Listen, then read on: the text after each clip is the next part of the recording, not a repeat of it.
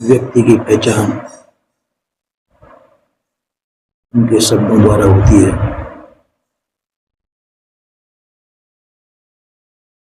सदगुरुदेव ने कहा है, शब्द ही मारा गिर पड़ा, शब्द ही छोड़ा राह, जिन जिन शब्द विवेक किया इनका सर्व काज। शब्द ही मारा गया। शब्द की चोट बहुत बुरी लगती है। कोई व्यक्ति किसी के प्रति कुछ उल्टे सीधे शब्द कह दे, मार्मिक शब्द कह दे, ऐसे शब्द की चोट लगती है कि वो व्यक्ति मरने के समान हो जाता है। शब्द ही मारा गया। और शब्द के द्वारा ज्ञान बोध विचार भी होता है। संत जन जो है ज्ञान बोध विचार शब्दों द्वारा ही देते हैं। कई लोगों ने ज्ञान बोध विचार के शब्दों को छोड़कर सुन करके अपने राजपाट तक को छोड़ करके त्याग वैराग बोध विचार धारण किया, संत हो गए। गोपी चंद भरतरी जैसे इन्होंने अपने राजपाट को भी त्याग दिया शब्दों के द्वारा ज्ञान बोध विचार होने पर। क्योंकि एक शब्द ही एक हमारा माध्यम ऐसा है, हम अपने विचार एक दूसरे तक पहुंचा सकते हैं। जिन जिन शब्द पर जिन्होंने शब्दों का विवेक किया, विचार किया, उनके काज सर्गे मतलब उनका कल्याण होगा।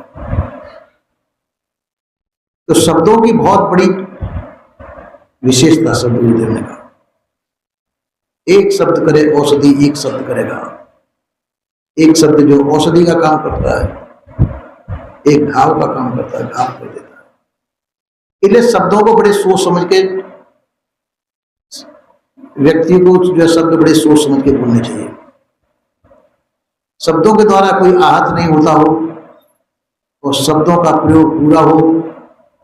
शब्दों की जो मार है, मार भी जो है उसका कल्याण बोधक हो।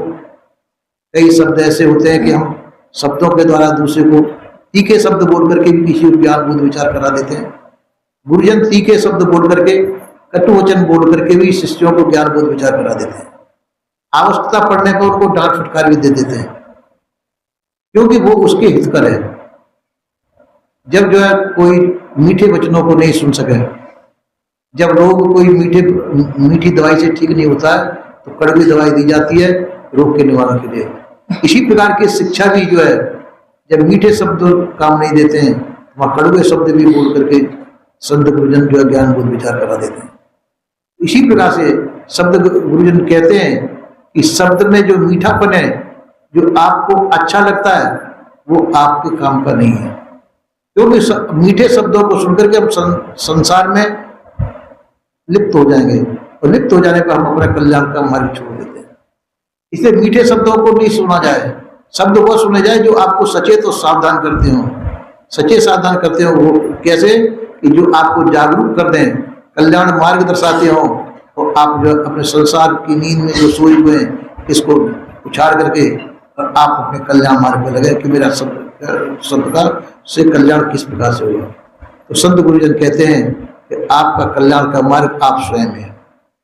आपको मार्ग दर्शाने के लिए कोई दूसरी रास्ता नहीं, आप अपना रास्ता स्वयं है। और उसको दर्शाने वाले संत गुरुजन हैं। वो कह सकते हैं कि देखो संसार के मार्ग को न पकड़ के आप अपना मार्ग पकड़ो, आप अपने आप को जानिए। आपको अपने आप को जानने के अलावा दूसरे की जानने की आवश्यकता ही नहीं है। जिसने अपने आप को समझ लिया, अपने आप को जान लिया, उसको किसी को भी समझने की आवश्यकता नहीं है।